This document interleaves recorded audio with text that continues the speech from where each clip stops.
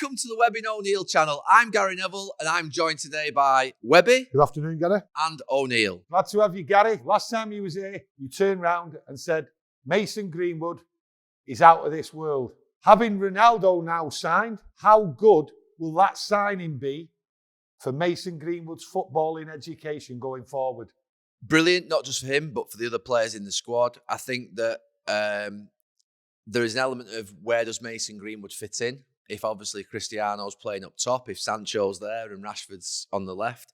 But the way Mason Greenwood's playing at the moment, he's fit, he's flying, he looks completely on top of his game, and there's no way he's being left out, I don't think. And in terms of Cristiano, what Cristiano has been since the age of probably 2021 is impeccable in terms of his professionalism. We know Mason Greenwood had that incident with Phil Foden with England probably around 12 months ago now. And, young lads do that. That's, you've heard the stories about, Sharpie and Giggsy 20 odd years ago. Yeah. It becomes the stuff of legend in the end, actually. The main thing is that you learn from those moments, you grow from those moments, you make sure you don't do it again. And what Cristiano will probably, I think, do with Mason Greenwood is make him understand the professionalism pre-training, during training, post-training, the recovery, the way in which they look after them, the way in which he looks after himself, the way in which his physical appearance is absolutely out of this world. And I think not just with Mason Greenwood, but every single player in that dressing room will rise to the standards that Cristiano brings. Like I say, exceptional. I think the greatest football player of all time. For us to have him now is nostalgic, and I hope it becomes successful as well as nostalgic. Mason Greenwood, I understand with Cristiano, will bring him on. But he's been omitted from the England squad. Is that also going to help him, Gary? I don't think it's a problem for Mason Greenwood at this moment in time that he has 2 weeks at United working on his game. If he's not going to play with England, and he's not obviously in favour at the moment, he's better off being at Old Trafford. I have to ask the question, Gareth's done an unbelievable job with England, so we can't doubt Gareth Southgate's job. He's achieved more as England manager since anybody from 1966. But I do struggle with it a little bit in terms of, other than Kane, I don't see anybody close to Mason Greenwood in terms of centre-forward. No one's near him. And I've said for a couple of years, he's a better centre-forward than Marcus Rashford. He's a better finisher than Marcus Rashford. Marcus Rashford's better, I think, on the left in terms of his pace and his directness. But Mason Greenwood is composed in front of goal. Honestly, he can do anything. Mason Greenwood, if he just gets his absolute professionalism right, and with Cristiano coming now, I think he's got an even better chance of becoming a great player because, like I say, he's got the absolute perfect example in front of him. It is a bit mystifying to me why he's not with England, but Gareth is particular about what he wants. Mason had that issue a year or so ago. Maybe there's a little bit more development to go before he gets back in, but he will get back in because if he keeps on playing as he is, he'll become undroppable and he'll have to get back into the squad. Out of Sancho, Varane and Ronaldo, which one's the key for you in this window which will push us further to fill that gap between City and Chelsea? We needed Varane. Absolutely essential. We got a centre-back. The back four, I think, will do well this season. I think it will keep a lot of clean sheets. I hope De Gea is back to the level we saw on Sunday at Wolves. He was absolutely unbelievable. But you'd have to say Cristiano is a guarantee of 25 goals. He has to be a guarantee of 25 goals in the Premier League. He's never not done it. He's 101 goals in 130-odd games at Juventus, and there are people saying that it didn't quite work out for him there. I mean, seriously, 101 goals in 134 matches. If he leaves Old Trafford in 2 years' time, having played 90 matches and scored 65 goals, then Manchester United have got a great chance of winning trophies. Because the rest of the players around him have got to be able to sort of fill in the other bits of the other bits that sort of he might not have now. He's not going to charge around everywhere. He's not going to be the player that we saw 10, 12 years ago, which was basically, at Fulham, beating six men on the wing and going and scoring a goal. He's not going to do that much. But what he is going to be is he's going to be a killer inside the box, an absolute killer. Just take us back to Friday, 1 o'clock, where me and Tony are sat here thinking he's going to sign for City. We were depressed. So what was it like for you those 2 or 3 hours leading up to it? It was a bit torturous in thinking of going to City, but also there was an element of... He was never going. No, to be honest, I just thought, look, I've said it, I don't think you can play for City once you've been a legend at United. I don't think you can play for City. I don't think you can play for Liverpool. Each to their own. The lads that have done it, and I've not anything against them, but I don't think you can do it. For Cristiano to have gone there, it would have been look, Cristiano's one of the greatest players in the world. He's got about 800 billion Instagram followers, so him upsetting Manchester United fans is not going to destroy his life.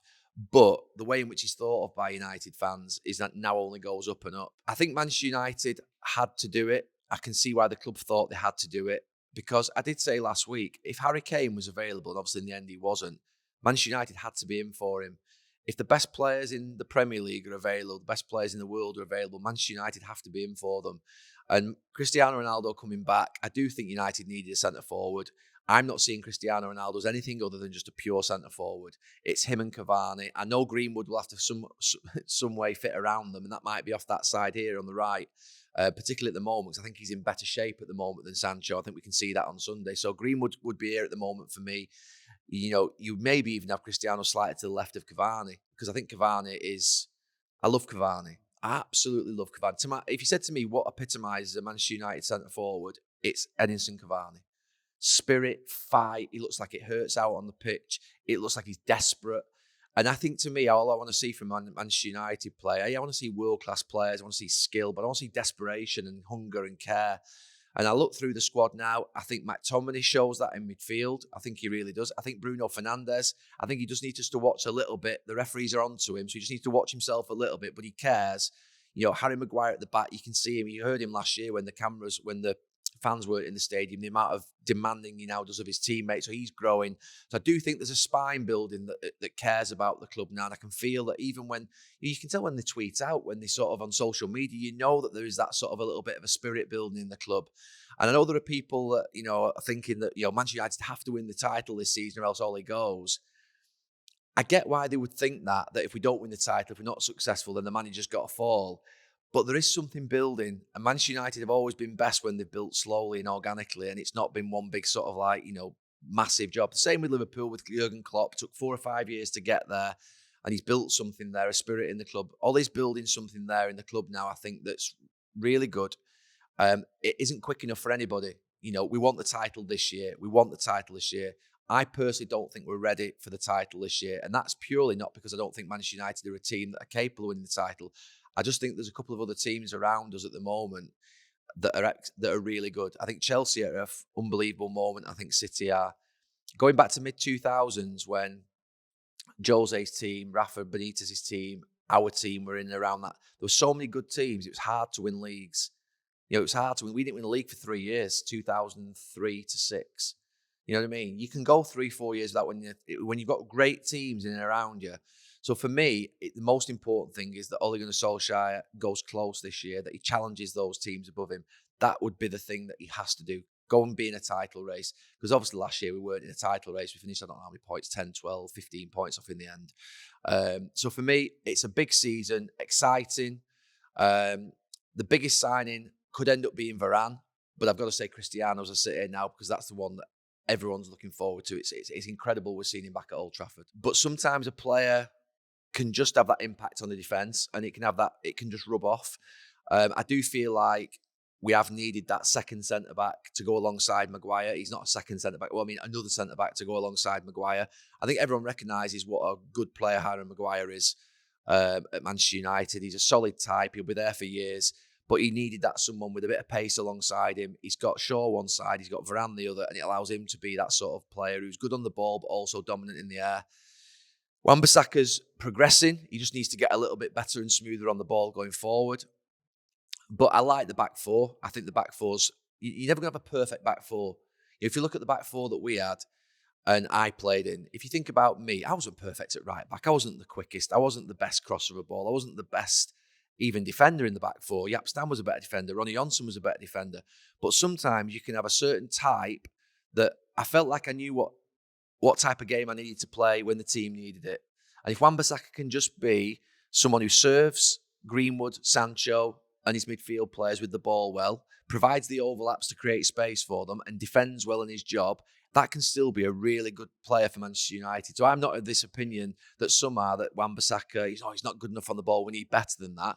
You know, not every player is perfect on the ball in every back four. You know, sometimes you have a player who's a bit more defensive. So I'm comfortable with Wan-Bissaka. I think he's a good lad. I think he's always available. But Varane, Class. oh, he's world class.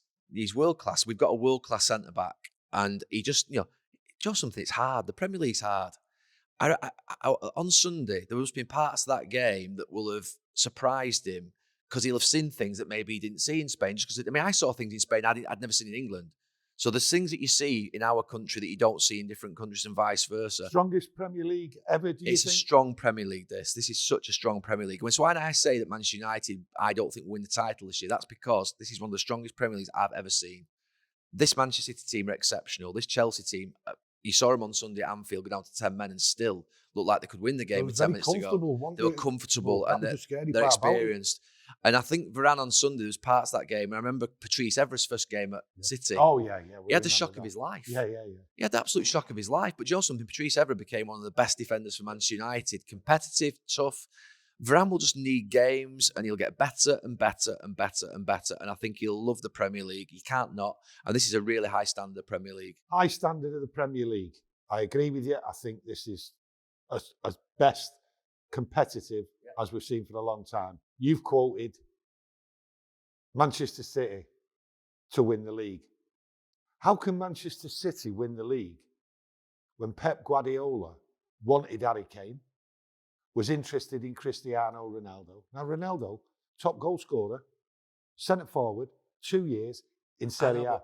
But the thing is, no. I know, but Tony, he didn't get what he wanted. Well, Sir Alex Ferguson wanted Ian Robben, he wanted Paul Gascoigne, he wanted Alan Shearer. He didn't get them. He still won leagues. I mean, the good thing about without a centre forward, Gary. This is something. Point. It's like we won the league with Phil Neville and John O'Shea in midfield.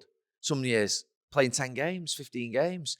We Sir Alex built a winning culture and spirit that was so embedded in the group that we were able to cope with not having someone maybe that we missed out on in the transfer market or someone got injured. There was the odd year that caught us out when Roy got injured one year, and that definitely cost us. But you know something? There were times whereby we replaced Ronaldo with Antonio Valencia. I think we still won the league, didn't we, for the next 2 years? In 2000, so you look at sort of what Sir Alex had. He built a spirit in a club, a winning spirit that was so deep that it's just set. What Pep Guardiola has the ability to do is put Sterling up front or Ferran Torres up front, and they'll score 20 goals for him because the rest of the team is so solid, and they just have that system of play. He's a world class coach. Let's be clear, as Sir Alex was. So I get the fact that they wanted Kane and they didn't get him. They're not going to sign a centre forward now. They probably wanted Cristiano and they didn't get him either. But that doesn't mean that they'll just all of a sudden fall over and they'll not be an unbelievable team. No, it was just the point that. Who do you think will win the league? Will win the league? Manchester United. You think they will win the league? Yeah. Is that heart or head? My heart says I want them to win the league. No, that's my head, because I think everyone's going to underestimate Man United. I think you're more accurate with your heart than you. Well, some people might say I'm more accurate with my head. Allegedly. Yeah, allegedly. No, but they think, no. I do believe United will win the league because everyone's underestimating him. And I believe what the club's got is that feeling of togetherness again. Just like City in a certain way. Honestly, if we win the league this season, it will be the biggest party and carnival that you've seen in a long time. Oh, I know. But I know. We'll be with you, by the way. Being cold about it, I just feel that Chelsea, they've just won the Champions League, and I've watched 2 of their games already, and I've watched 2 of ours. They're strong, and it's very early, and they could get injured to Lukaku. Yeah. They could get an injury to Kante. They could get an injury to they could lose 2 players. Anything can happen. We know that. And City might get an injury to Diaz, and all of a sudden they fall apart. But we might get an injury to Maguire. We might get an injury to Pogba or Fernandes. We might lose Fernandes. Imagine if Fernandes got in. If we said all things equal at this moment, who is the better team? And that's not just based on the last 3 matches. That's just based on what I think as a football person looking at it. Nothing to do with emotion, heart, who I want to. I never want Manchester City to win another trophy in a million years. I never want Liverpool to ever win a game of football. And for Chelsea, they've got nothing for them. But I just look at Chelsea and I look at City. I think they'll be difficult to beat. I think this crowd and the away support It will could. carry him and It could. raise It the could. level. It could. It I've could. seen it against Leeds, Gary. It could. It This could. crowd for Varane. Leeds, forget Leeds. Honestly, forget Leeds. Honestly, this Manchester United team are perfect for Leeds. I did the game last year where Leeds played well, but they got beat 6-2, was it? Yeah. Leeds. I mean, Leeds will always concede 5 or 6 out here the way they play. I mean, we just rip them to shreds. Look, the biggest test. The biggest. Forget them. They're good. I love watching them actually. By the way, but we're perfect for them. Yeah. Wolves on Sunday. They could have won 2 or 3, couldn't they? Oh yeah, without a doubt. We said I agree. It was with like, you. I mean, it's like, look, That's my point, Gary. I don't think we're in a rhythm yet. I don't think we're in a style. Look, Tony, and I think it's being built on. We'll grow. I'm interested to know whether we'll persist with Pogba and Fernandes in front of a Fred or a McTominay, because I think that needs to work. If you think about it, Fernandes has to play off the front. So he has to play off the front either with 2 behind him or 1 behind him. Paul Pogba's got to be in the team. I don't think anybody said that Paul Pogba shouldn't be in the team. Well, he's just going to. Do you think Paul Pogba should be in the team? He's going to mention to you about Pogba right now. He should be in the team. He should be in the team. So for me, Pogba and Fernandes on Sunday, that was Ole trying to say, right, I've got to get Cristiano in. I've got to get another, I've got to get Cavani. I've got to get Rashford or Greenwood. I've got to get 3 forwards in. Right. And I've got to try and get Fernandes and Pogba there with 1 behind. But we didn't half look open. We didn't half look open. You know what I mean? You look at how we were cut open at times in the game. Now, if you think we're going to go away to better teams than Wolves, I'd have to say, I want that to be a bit more solid. Pogba, Fernandes, McTominay, Fred, whoever it's going to be, Matic, whichever one. I want that 3 to start being as good. It's how City play. It's how Liverpool play. They're solid without the ball. I want us to be as solid in midfield without the ball as we are when we've got the 2 in front. So the reason Ole always goes to McTominay and Fred is because he knows them to protect that back 4. That's right. We've got to be able to somehow get Pogba and Fernandes to work off the ball in a way which protects that back 4 so we can only play 1 defensive midfield player. And I'm not sure whether... I want to see that develop. I want to see how it goes. Newcastle, and there's games after that where we can see that. I hope he persists with it rather than just thinking, that was a bit ropey. This is what we asked for from last year, the change, and I can see the change. Now, regarding Pogba... Yeah, going on to Pogba, obviously, Gary's in the last year of his contract. It's well documented. Now Ronnie's come, do you think he'll sign or do you think he'll just walk at the end of the season? Because I've got to think that even though Ronnie does come, I think that he will leave the club and we will not get any money for him. I think Paul Pogba will leave, right? And every time I say that, people think it's having a dig at Paul Pogba. David Beckham wanted to play in Spanish football, in Italian football, in American football. Some lads want to go and have a different experience. I think Paul Pogba has played Italian football. He's played English football. I think it'd be great for him if he won the league this year and he could leave as a champion. I think he wants to go and play Spanish football. I think Pep Guardiola was at Barcelona. He wanted to do German football, English football. Jose Mourinho's done the same. It's not a criticism of him. He wants to leave. He's got that ambition to play for Madrid, I think. I think he's always had it. Maybe Paris Saint-Germain as well. So maybe France he wants to play, and he wants to play in maybe Spain. That is what some lads want to do. And I grew up with David Beckham, who had the most unbelievable love for this football club, but he was desperate also to go and play in different countries and experience different things. So for me, I think Paul Pogba will leave at the end of the season. I do think Cristiano coming, Sancho, Greenwood, Rashford, I think he could look at this squad and think, Maguire, Varane, and think, oh, this could be a hell of a team, this, by the way, in the next 2 or 3 years, and think, I might want to stay around. But I still think if he signs, it might be a 2-year deal so that he can still then go to play in Spain or in France. Because I think that's what he wants to do. I've always thought that's what he wanted to do, that he wanted to go and explore different places and different clubs in the world. And that's not something that, to be fair, Mbappe wants to do it. He wants to go play in Real Madrid. I won't be critical of Mbappe leaving Paris Saint-Germain to go to Real Madrid. He's leaving one of his clubs in his own country to go and play at Real Madrid. I get it. Ruud van Nistelrooy left to go and play at Real Madrid.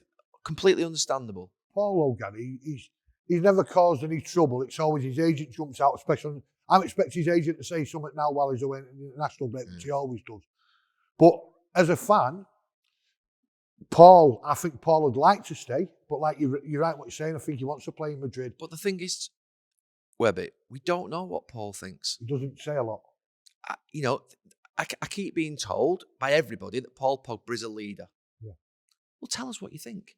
And something, will respect you. I think everyone would respect him enormously. If his agent was quiet, he spoke and said, "Look, I love this club. I want to play here, but I also want to play at some of the top other clubs in Europe." That's what Cristiano said. All those, he didn't say it, but we knew. Yeah. There is this feeling that I don't quite know what's going on with, with regards to, and I also think that maybe sometimes with the club don't quite know what's going on. So I've got no problem. I think the most important thing is now he's not leaving this season. We've got to get at the very least a great 12 months out of Paul Pogba. I think he started really well. He looks hungry and ready for it. Cristiano coming will, I think, again is another sort of. I think it'd be great for him. I think he wants to play with great players. I think he wants to play in great teams. I think Bruno Fernandes wants to play in great teams. I think that all players do. So I think the sign of Cristiano, the biggest thing that Cristiano could do is have a positive impact on his teammates.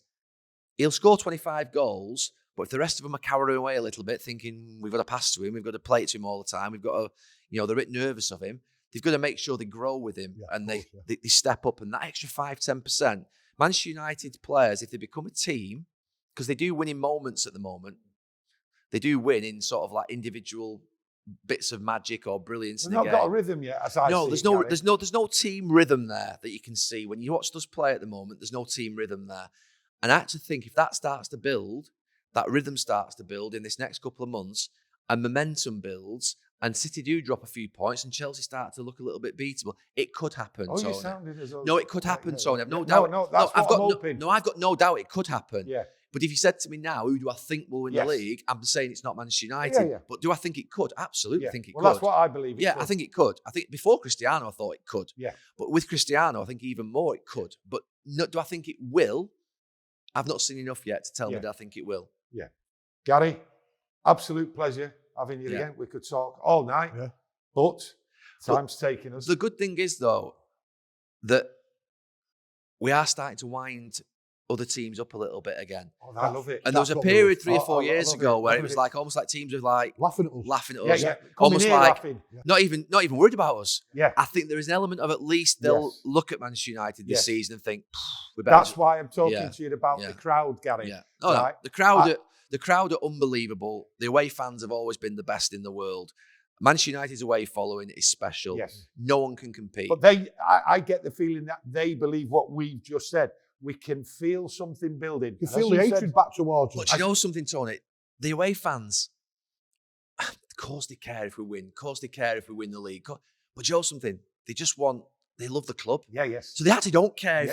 They'll go anyway. Because they want the day out. They want to support the club. They want to support the badge. They're people who, to be fair, it's ingrained in their blood that they will live or die with this shirt on, irrespective of defeat, draw, or win. But I feel as though it's coming back here in this ground, Gary. Yeah, the ground, look, at the end of the day, I think even COVID, for every club, is a recognition that, the desperation that, without fans. And to be fair, maybe there was a little bit of Old Trafford had become a little bit, we take it for granted that we come here. Yes. Recognise how special it is in your life. Yes. Walking over to that ground is one of the best feelings you can have in your life. It is one of the best feelings you can have in your life. And if you take that away, which has been happening for the last 18 months, it makes you realise, I took that for granted. Yeah. Everyone took it for granted. We all did. Yeah, because it was our right to walk over to the ground and go in. I'll always remember not going in the derby before COVID and thinking, it's all right, I can go to Tottenham next week and be back in here a fortnight later. Never happened. Absolutely couldn't wait to get that seat against Leeds, Gary. Yeah. I was hugging my seat. Could have missed it. No one had been sat in it. It was my seat, it belonged to me. That's how I felt. Did you have a few drinks Sunday? No, I didn't. No, on Sunday. Just one. Oh, we was going to go, but I've just remembered our favourite subject, Liverpool. Yeah. Klopp. I went on Sunday. I was at the game on Saturday, Liverpool v Chelsea, and I said after the game, sometimes you can't put your finger on it. Something's not right.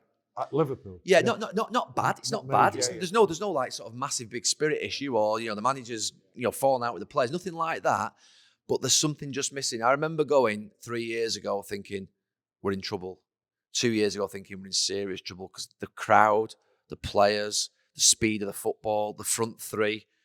Then obviously Alisson and Van Dijk came, like 3 years ago, whenever it was. I was like, oh dear, we're in trouble. They're going to win the league. Because you can just feel it. You can see when something's right, when it's there and you think, we're in trouble.